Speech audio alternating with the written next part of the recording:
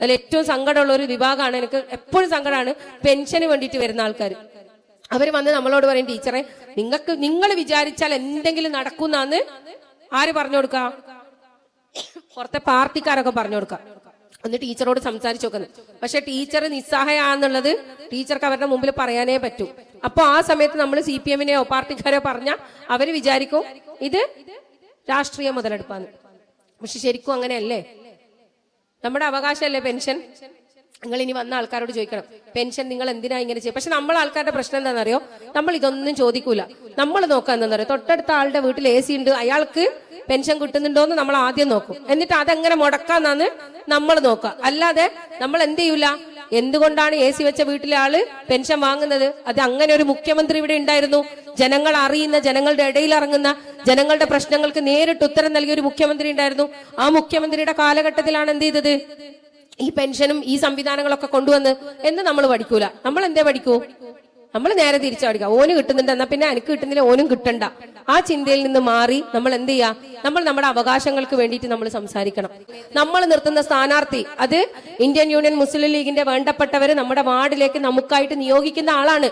ആ ആളെ പറ്റിയിട്ട് ഒരു കാരണവശാലും ഒരു തരത്തിലുള്ള നെഗറ്റീവ് കമന്റ്സോ കാര്യങ്ങളോ നമ്മളിൽ നിന്ന് പോകാൻ പാടില്ല. അതേപോലെ നമ്മൾ ആരല്ലോ അയക്കുന്ന മെസ്സേജ് ഷെയർ ചെയ്യാനുള്ള ആൾക്കാരല്ല. നമുക്കൊരു നിലപാടുണ്ട്, നമുക്കൊരു വ്യക്തിത്വമുണ്ട്. ആ വ്യക്തിത്വത്തിലും ആ നിലപാടിൽ ഉറച്ചു നിന്നുകൊണ്ട് വേണം നമ്മൾ നമ്മുടെ കാര്യങ്ങൾ ചെയ്യാൻ വേണ്ടിയിട്ട്. നിങ്ങൾ ഓരോരുത്തരും ഈ വരാൻ പോകുന്ന ഇലക്ഷനിൽ നമ്മുടെ പാർട്ടിക്ക് വേണ്ടിയിട്ട് കൃത്യമായിട്ട് ഇടപെടലുകൾ നടത്തണം.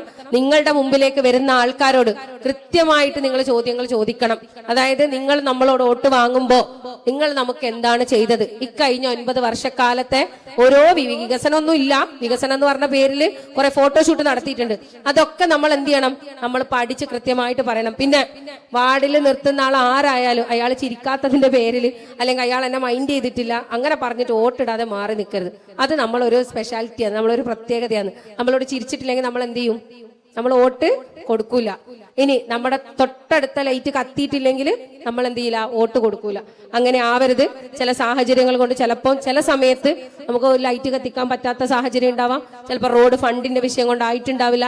പക്ഷെ അതിനെല്ലാം അപ്പുറത്തേക്ക് വ്യക്തിയിൽ കേന്ദ്രീകൃതമാവാതെ നിങ്ങൾ എല്ലാവരും പ്രസ്ഥാനത്തിനെ മാത്രം മുന്നിൽ കണ്ടുകൊണ്ട് ഇന്ത്യൻ യൂണിയൻ മുസ്ലിം ലീഗ് എന്താണോ പറയുന്നത്, ഇവിടെ UDF ആണെങ്കിൽ UDF എന്താണോ പറയുന്നത്, മുന്നണി നേതാക്കൾ പറയുന്നത് കേട്ട് നമ്മൾ ആരാണോ ജയിപ്പിക്കേണ്ടത് അതിനു വേണ്ടിയിട്ട് പ്രയത്നിക്കുക.